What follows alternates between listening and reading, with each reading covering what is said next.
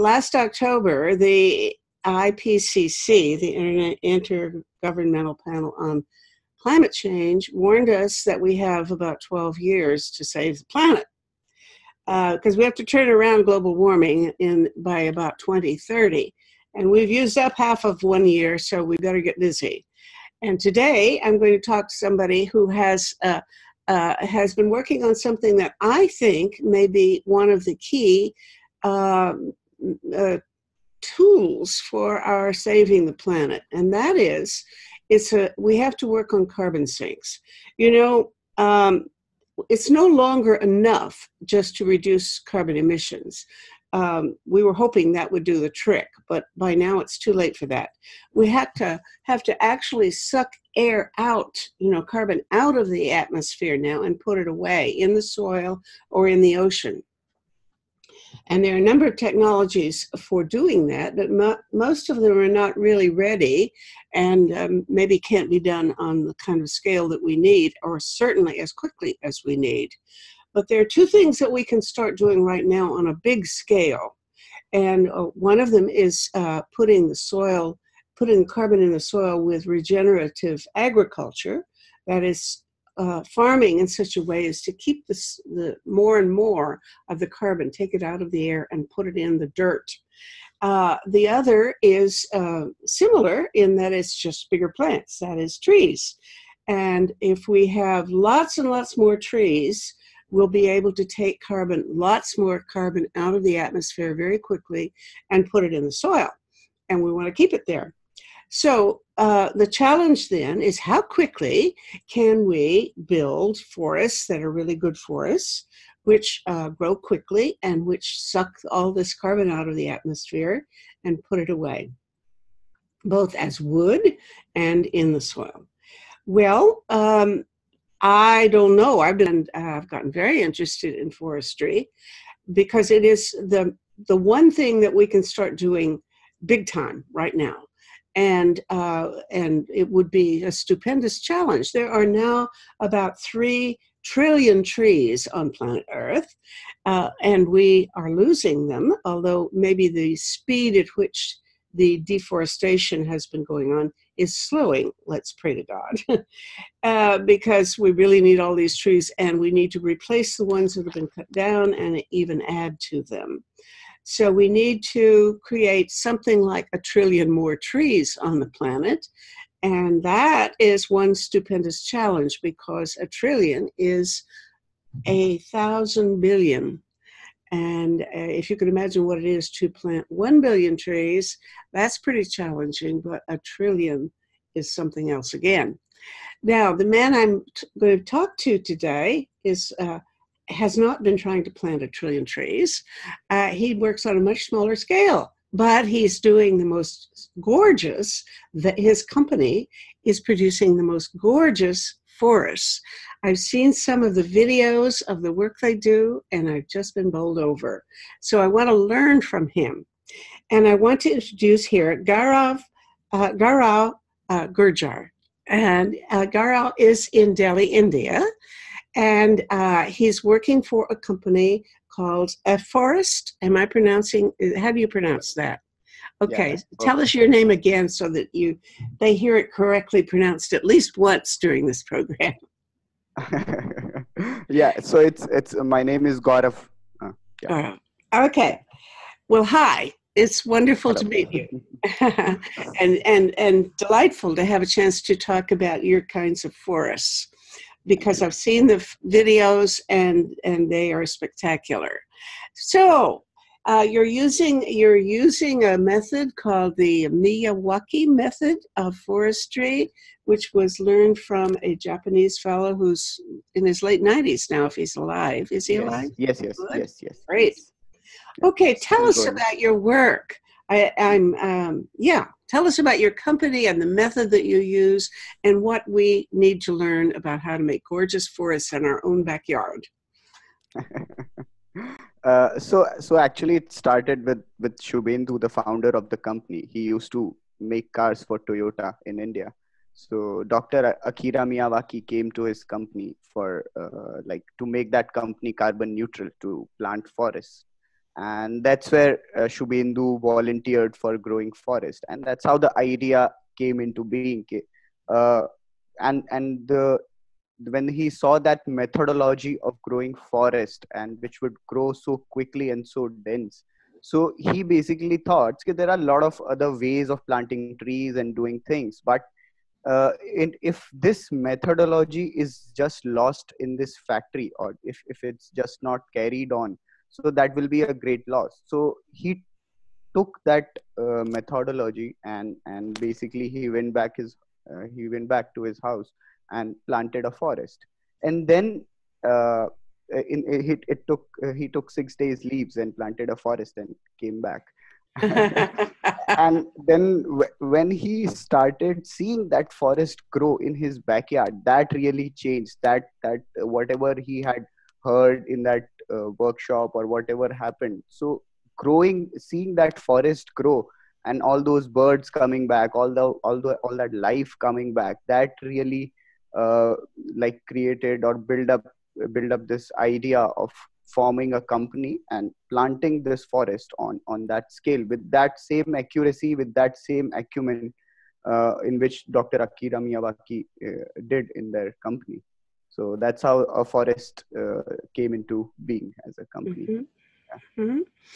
Okay, now I've watched some of the instructional videos of how you do this, and your forests look different, and the methods look a little different. Tell us step by step what you do that's special, that makes your forests so wonderful.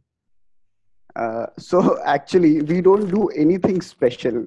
So the technique Miyawaki is based on potential natural vegetation. So if there is a certain place, and if there has been no human intervention in that place, there will be there will be grasses that will be coming out, there will be ground covers that will be coming out. And if we leave that area untouched by human intervention for 100 years or 400, 500 years, there will be automatically a forest there. So that's the potential natural vegetation of that place. So what we do so what Dr. Akira Miyawaki noticed is, if we go and observe the patterns of nature, how forests are growing in the jungle, how they actually grow together. So based on all these observations, so there was a stepwise guide made for all the areas, irrespective of the ecological zone. There was a stepwise guide in which you could feed certain things. So if you are in Argentina, you take the species of Argentina. If you are in certain type of forest, so whatever forest that existed there before human intervention can be brought back using this Miyawaki technique. And that's just learning from nature. That's just copying and reading and be in synchronicity with nature. But you bring them back with spectacular speed. It's the rapidity of the thing that's astounding to me. Yes. You make these forests that grow so quickly, like 1 meter per year per tree on the average. Is that right? Yes. Yeah, that's right. And that's actually, we are not doing anything. Actually, we stopped doing intervention, and that's the result of that. It's growing, because whatever wrong happens is because of the human intervention. We try to do things our way. So if we just let nature do, so what in Miyawaki, if you in basics, if we have to understand like what Miyawaki is, it's basically we are just taking that soil chunk on which the forest has to be planted, and we just make it right for the right conditions to exist, and that's all. So if the perforation, the water capacity, the retention, all of these things in that particular area, in that particular native forest, so we just make the soil based on that, and we just add microorganisms. So once microorganisms come into picture, and the combination of trees, so it's not the number of trees that we count, it's actually the unit, that guild, that family system of forest that makes it grow so fast. So it's not one particular factor, so that our soil is more fertile, or we are choosing just the native species. It's the combination of all these factors, that the soil, we have just made it right for nature to evolve itself. And actually nature has the most efficient and fastest systems in anywhere. So we just allow nature to do things. Well, no, I don't think you just allow nature, because you dig up the soil Yes. first. I did watch one of these things where you remove the first meter of soil. You take a small plot. Usually these are often very small plots, maybe the size of my apartment or less, right? Yes, And yes. you take up about 1 meter of soil and you find out what it needs. And then you Yes. mix in the local things that will boost that whatever nutrient it needs, and you put it back, and then you plant. Now Yes. you plant saplings, or I don't know the difference, by the way, between a seedling and a sapling. How tall does it have to be for a seedling to become a sapling?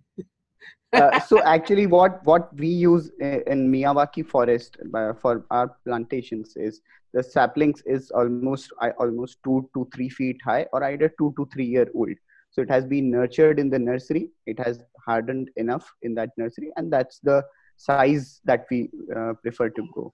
Okay. And so in terms of soil amendment, the soil preparation that we have to do. So right now, the condition of our soils, the conditions that we have done to our soil is so critical that soil is completely dead. It's actually not soil. So it's actually dust. So that is the reason that right now, wherever we go, either it's in urban area, so or either it's in farmlands. So the extensive chemical use, or just the urban debris that has been dumped in the land. So soil life is completely gone. And that is the reason that we have to do that 3 feet Mm-hmm. preparation of the soil.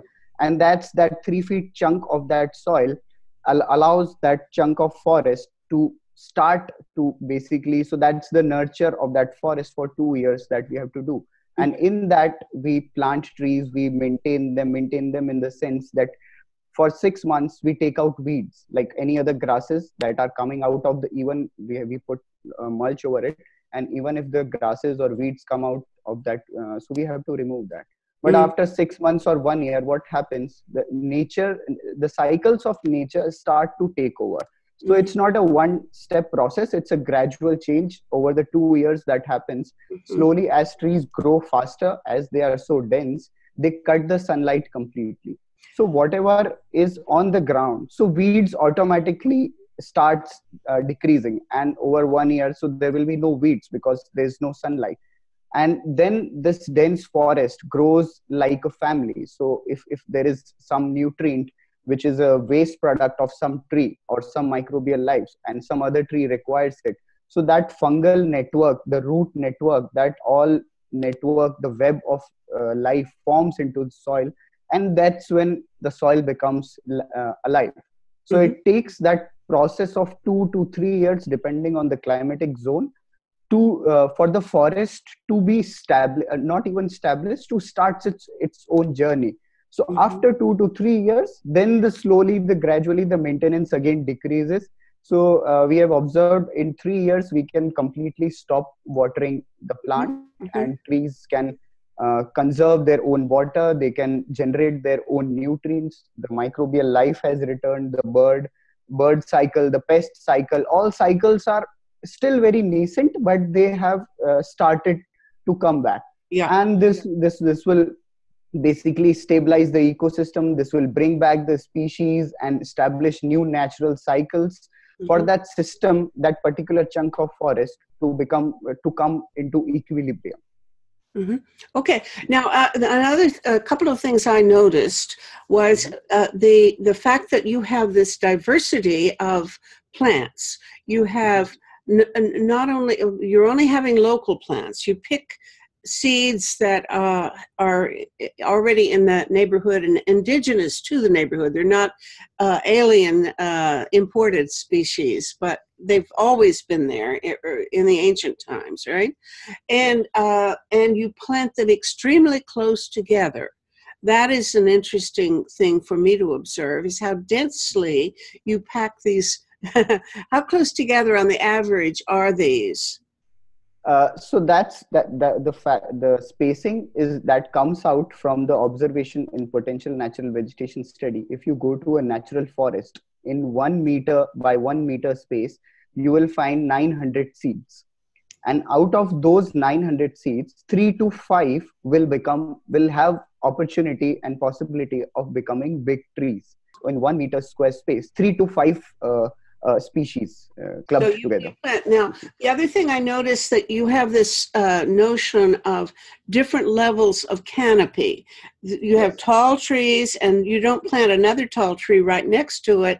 You plant a tree that is medium height, and then next to that some lower height, and then shrubs at the bottom. So you arrange them so that they're not competing um, for space as they grow taller, right? Yes, So you have yes. different layers of forestry, and all the way Mhm. from the top to the shrubs at the bottom, Yes, right? yes, yes. Uh-huh.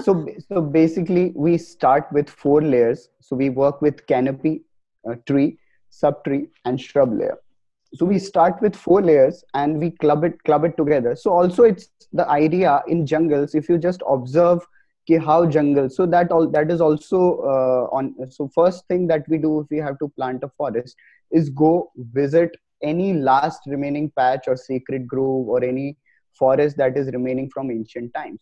So we just go there, we observe, and it's every damn time we learn thousand new things just by Mm-hmm. looking at that space and how trees are clubbed together. What are the guilds? So there are in certain areas there are like combination of same 2 or 3 species keep repeating the pattern in entire area.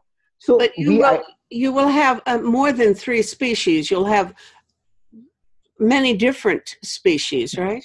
Uh-huh. definitely. So this I am talking about the last remaining patches of the jungle.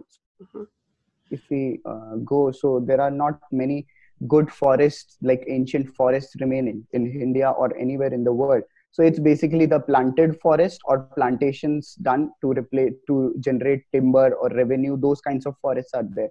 But if we go to natural forest, so the density of these plantations are very much similar, and that is in agreement to our observation also, like the density of 3 to 5. So if I work in Jodhpur, it's like the gateway of Thar desert.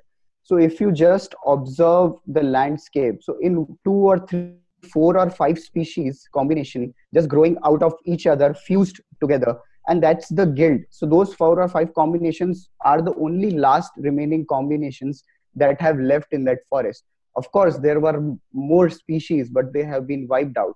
So Uh-huh. these are the last. So that's the observation that we take, how species are growing together and in actual jungles. So these, so it's not a actually a man-made thing or man-made design thing that we improvise the thing. The jungle itself evolves. Every leaf is is getting the amount of sunlight it requires. Mm-hmm. Placements of geometry, the trees fusing together and coming out. So trees adjust themselves to get whatever sunlight they require. And that's how the dense forest or these jungles behave. So what we do is, so we whatever native species we find in that area, so we divide them height wise. So in 4 layers, so which is canopy. So we distribute the saplings on the land in such a way that no 2 layers are also together and no two same species are also next to each other. So So there you are have to be very careful in choosing which plant to put where.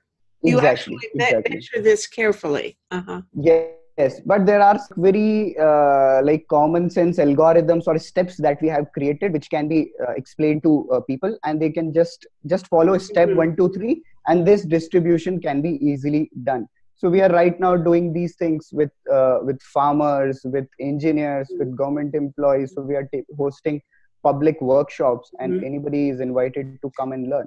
Wonderful. So And you apart. do this for free, or do you charge for these courses?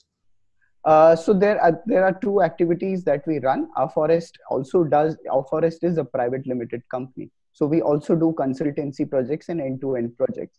But this is also a part of our thing that we teamed up with the organization in Punjab.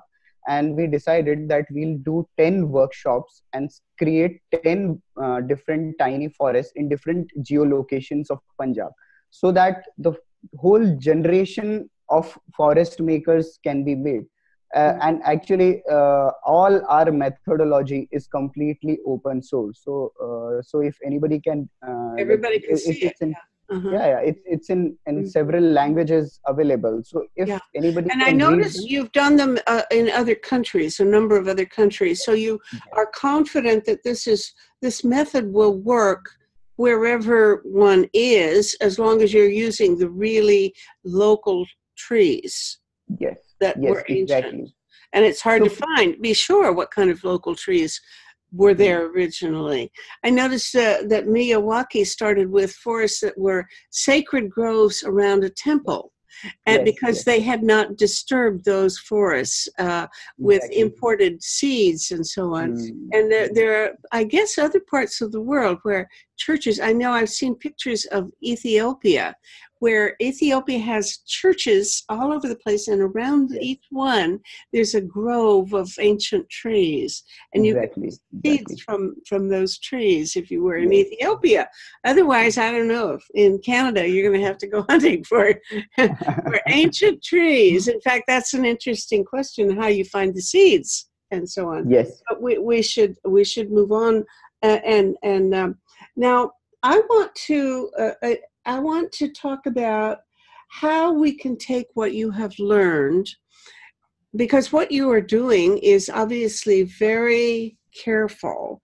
Every tree is well selected, or every plant. And therefore, this is not a methodology that can just be scaled up to 1 trillion trees. If indeed we need to, 1 trillion trees would cover the size of India in one forest. I mean, that's how many plants we need to create.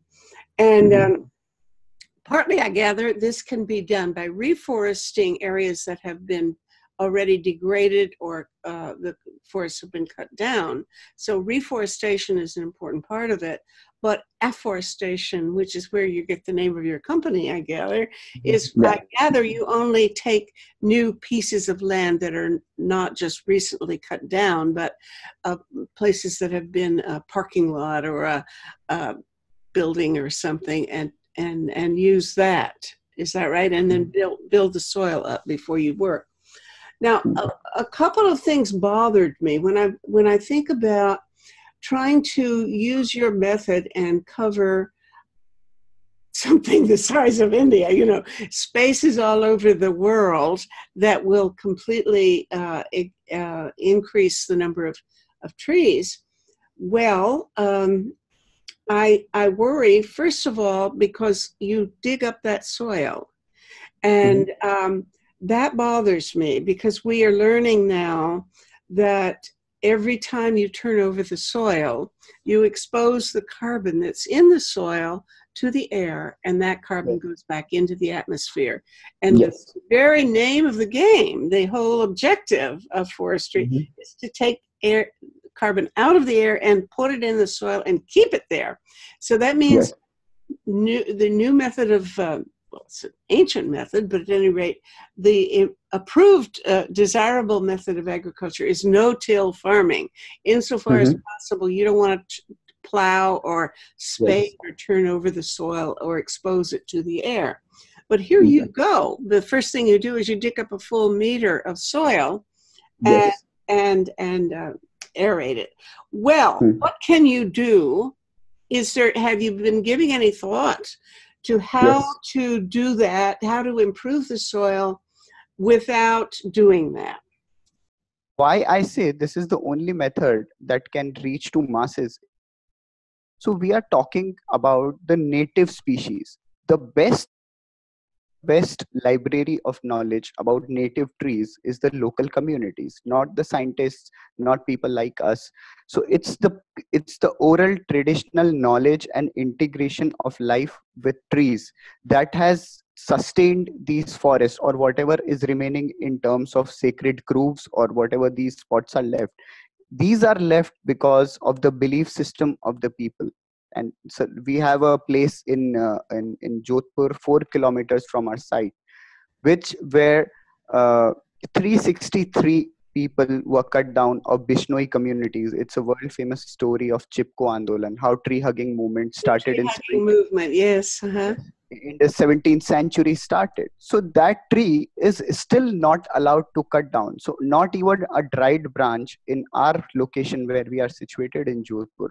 The whole area, only that tree is remaining because that tree has been sacred. Now learning from them, so how those trees were there, and the same tree in different state has been completely wiped out. So these knowledge of traditional systems and integrations, so science has been very nascent in this stage in learning these effects and how interactions and closed systems of communities and forests were. So Okay, now I love what you're saying, except I don't know how widely you can apply that, because not everywhere do we find traditional communities of people who've been living there for thousands of years.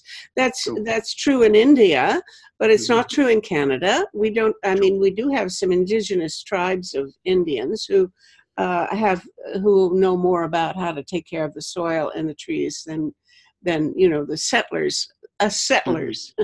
Yeah. And but at the same time, there are many areas of the world that have no population at all, and those are places where theoretically one could have new forests. If it was done right. But if I can still press you on this about the business of turning over the soil, because I worry about that. I think, you prepare the soil by turning it over, and that it's just a no-no. You can't do that. We have to figure out a way to nurture the soil, put the stuff in there without it. Now, one thing that you can do I take insulin every day. I inject it, and it doesn't break this, leave any mark on the skin. I don't have to turn over my skin to get this stuff into me. So we could take something and inject nutrients into the soil. And in fact, I think there are things that do that I've seen machines that cut a sort of a tiny slice, and you can inject the compost or biochar or some other nutrient that might be necessary for that particular piece of soil. You could put that in there without turning the soil over. Have you thought about that as a methodology? And is there any place where anybody's trying to do it that way, or experimenting with ways of making a Miyawaki forest that doesn't turn over the soil? Yes, and we ourselves are using such methods and moving towards a way and not to use machinery at all. So I'll tell you why we use machinery in the start. So considering the land, the state in which it is so degraded. It is like the skin is gone, the flesh is gone, only the bone that is remaining. So either you increase the timeline of the project. So there are projects in which we have taken 3 to 4 years just to to get the right resources. So there was a project in Rajasthan. There was no water. So all the underground water was saline. So we decided to get a pond dug and collected rainwater for 3 years and then planted a forest. Similarly, if the soil and if the area is such that we have time for that, and that we are doing right now in Jodhpur. So Jodhpur project, the Maruan project, which is a forest of the desert, what we are trying to achieve is to not use any single machine to prepare the land. We are just preparing that concoction of compost, which is called Jivamrit, which is inspired by natural farming of Fukuoka and Subhash Palekarji in India. So all the concepts based on Jivamrit, we prepare that mixture using cow urine, cow dung, and several other natural amendments soil. And we just spray that on soil and cover that soil with mulch, and we leave it like that and let it prepare. But Okay, that so will you can put a layer of nutrients on top of the soil, and then a mulch thing that will keep keep the weeds and stuff from growing and keep it moist, and leave it there, and it will to some extent sink in and yes. nourish the lower layers of soil. Is Yes, that it? yes, yes, Oh, yes. oh, But that will, of course, take 2 to 3 years for the soil yes. to Uh-huh. natural flora to return. And so in our like 10 acres land, we have grown a very tiny 500 square meters forest, which is a prototype using the standard method that we used.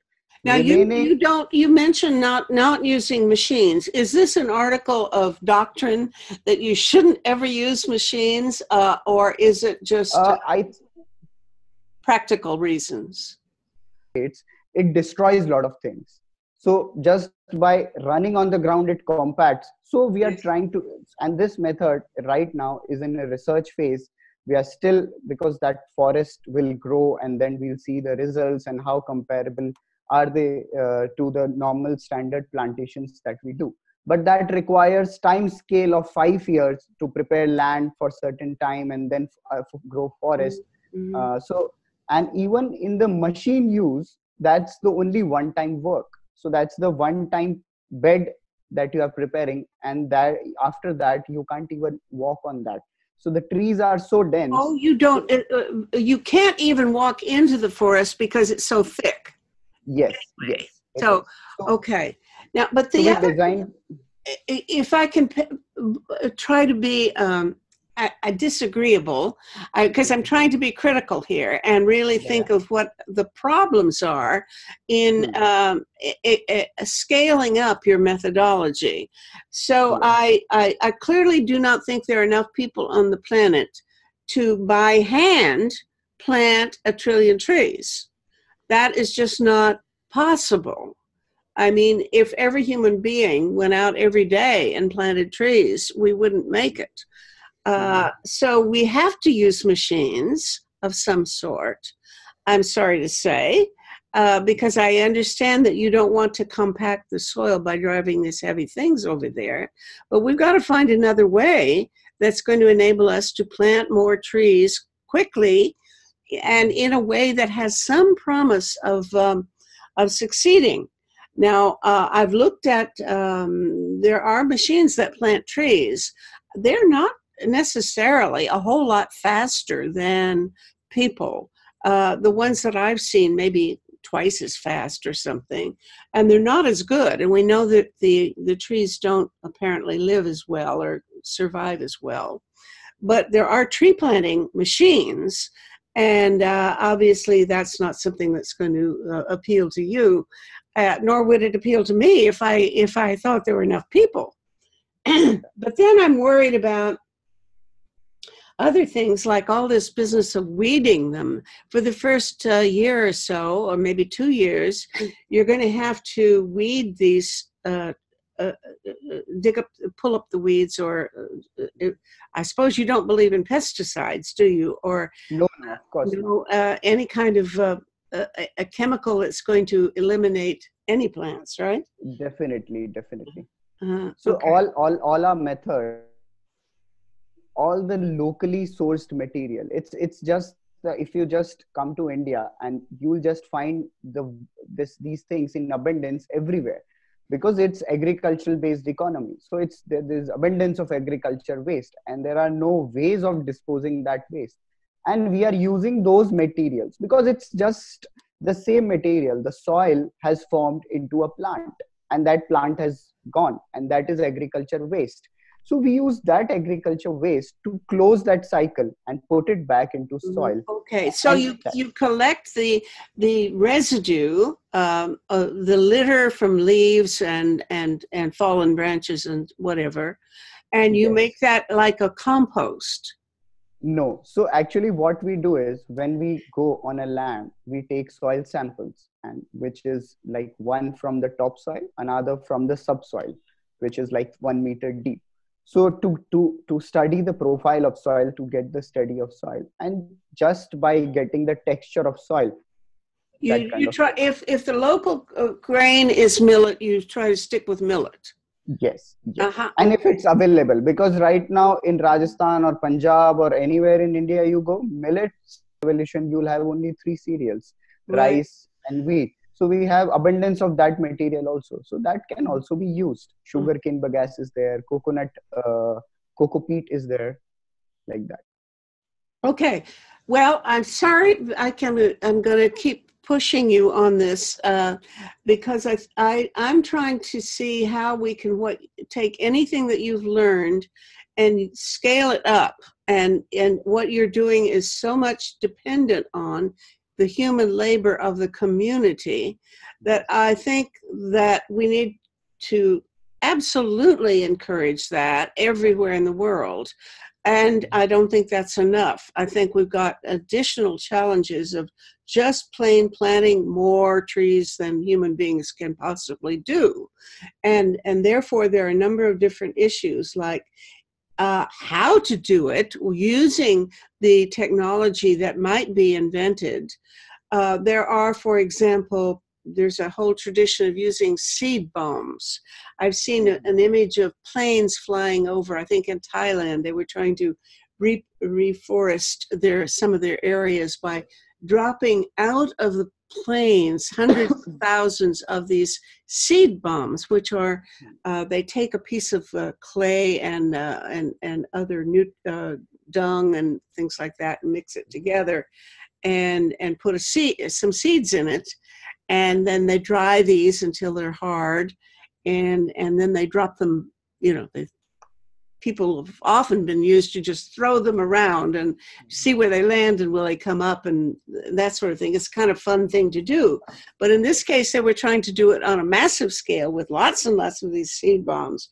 And I don't know the results, but I'm told by forestry experts of my acquaintance that that's just not going to work because you're going to drop them onto soil that already has grass growing and things of that kind. And those little seed bombs will be crowded out. They won't have a chance of survival. So you can't really reforest a land really effectively that way. I don't know, but it's a thought. It's the kind of thing that at least you could do from the air.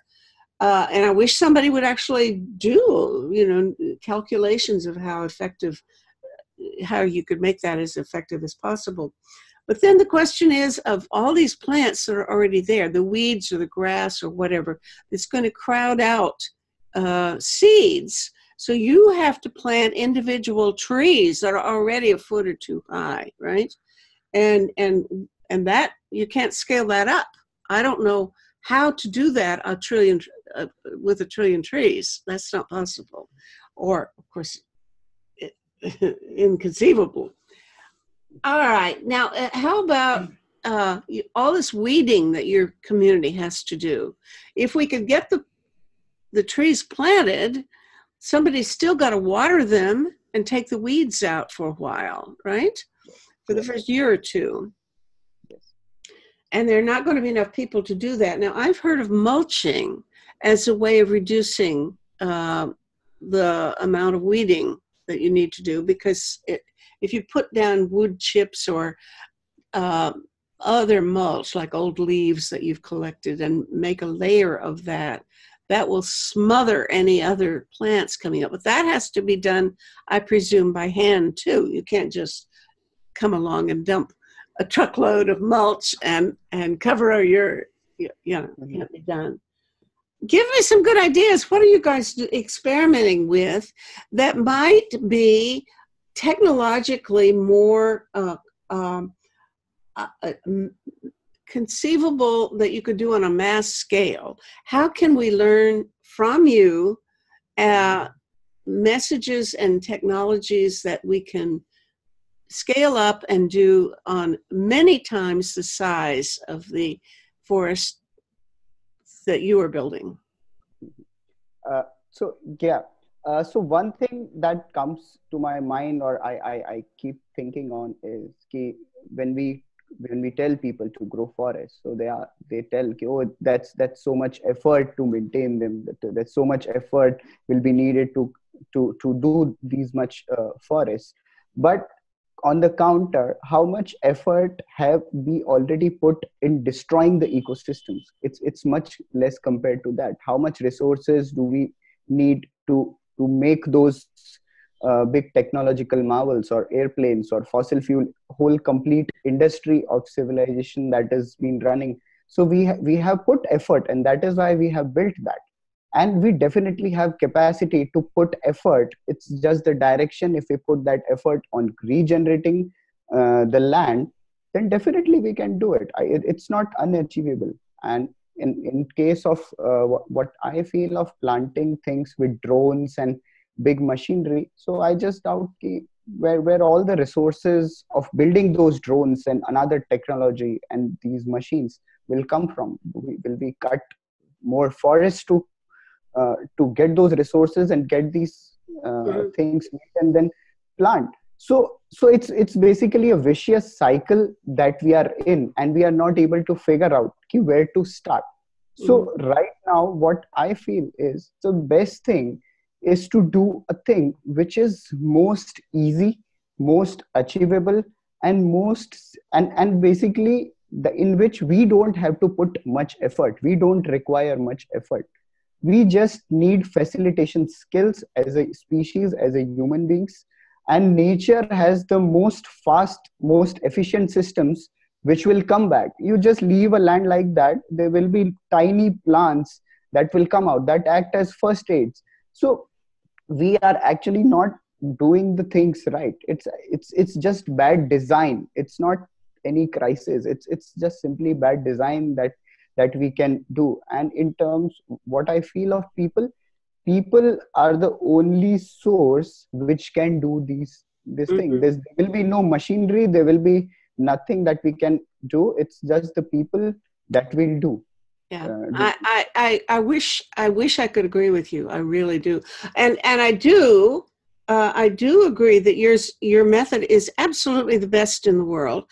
And I think even the FAO. I was reading last night a report by the Food and Agriculture Organization of the international outfit, and they emphasize the importance of giving control of the forests to the local community, giving tenure over the forest, the ownership of the forest, taking it from governments and from big corporations or that sort of thing, and giving ownership and management of the forest to a community, that changes the dynamic and makes it much more likely that the people will be able to take care of the forest and will benefit. Now, as I understand it, people around the world, indigenous populations any local population that lives in or near a forest, those tend to be some of the poorest people in the world.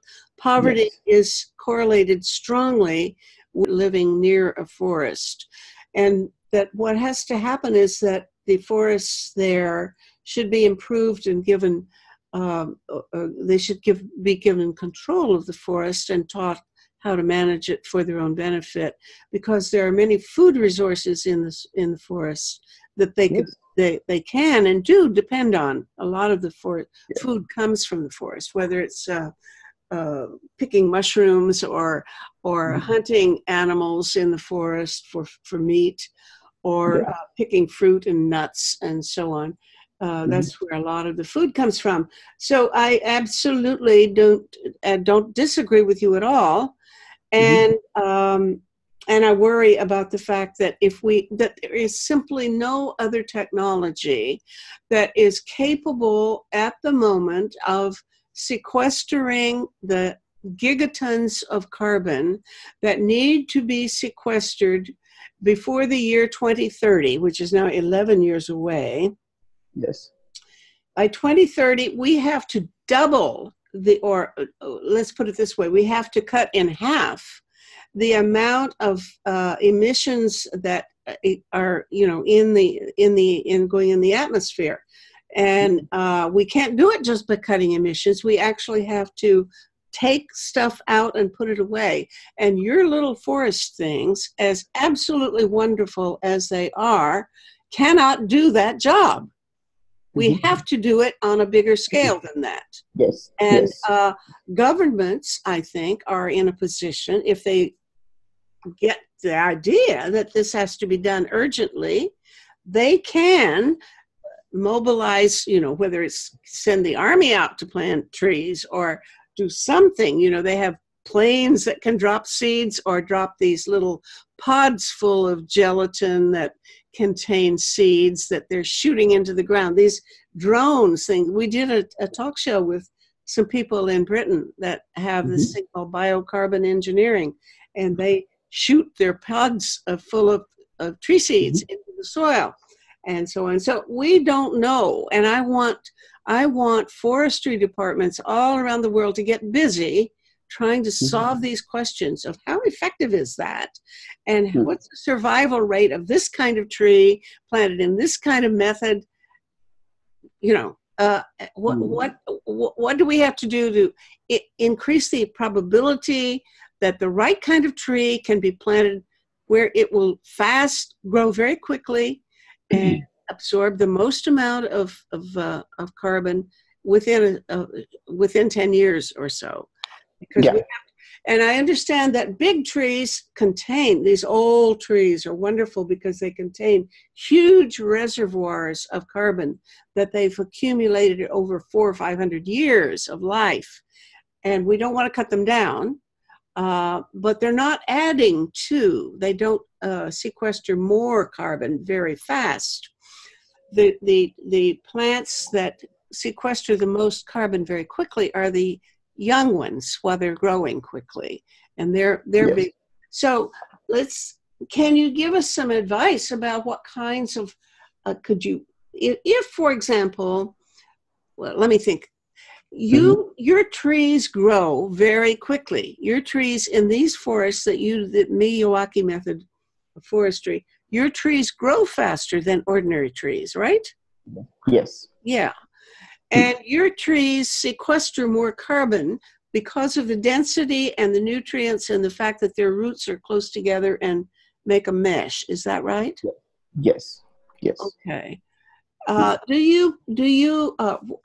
read that if you try to include nitrogen fixing trees in every new forest, that improves the rate of the sequestration of the carbon. Is that right? Do you try to include nitrogen fixing trees in yours? Yes. So we actually try to include all kinds of trees. So actually in when we say ki these forests will grow much faster, of course that happens because they are growing in a support system. It's like the family. If a kid is there who's orphan, planted alone, and it has to go through all that perception of the world will be very different from the child in a community. He sees the world very different. So that's how the trees are also social beings. So that's how trees also function that way. So it's not about the individual tree growth. I use this same analogy to survive in this coming whatever is happening. Only the community of forests will be left.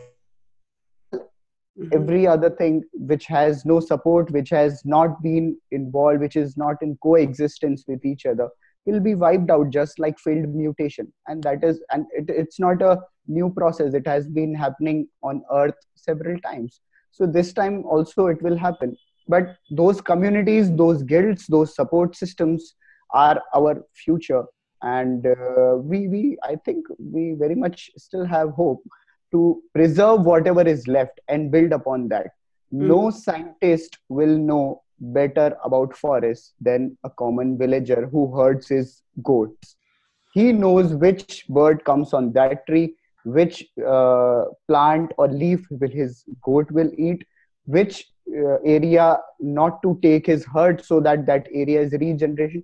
So of course, disruption is happening in that stage also. It might be a last or one or two more generations left of those farmers, of this wisdom which is left, which can be used to regenerate all of these things. and it is happening around the world. It's not the technology, new technology, or that will come up. It will be the regenerative of the old, which will sprout from different parts of the world, will be on same frequency, will be completely independent of each other, and that collective consciousness will be the thing which will take us forward. That's what I believe. I have had this kind of argument, I guess, with my dearest friends. I've even had bitter fights with dear friends because many of my friends believe that all we have to do is somehow simplify our lives and try to cut back on our consumption and try to live much closer to nature and try to get along with less and try to let natural things happen, and that will take care of us. And they really are suspicious of anybody coming in with new technological innovations, especially big tractors that are going to compact the soil, as you no doubt are right about it will do. Mm-hmm. That kind of argument is, but I am a technological, I'm a klutz. I can't learn technology. I'm very, very stupid about actually doing technological things, digital things, and so on. But I am a great believer. So the things that I look forward to are technological innovations. I really think, for example, in the Sahara, there are places where, of course, the soil has been ruined, and I guess the Sahara Desert used to be a fertile place, eons ago, but for a long time it has been dead and unable to support any kind of vegetation. But now they're taking the wastewater from the cities and decontaminating it a little bit. It's too expensive to make it pure enough to drink, so you can't use it for cooking or for household use. But you can clean it up a little bit, take all the worst stuff out of it, and take the sewage of the cities, pipe it out into the Sahara Desert, and grow wonderful forests there.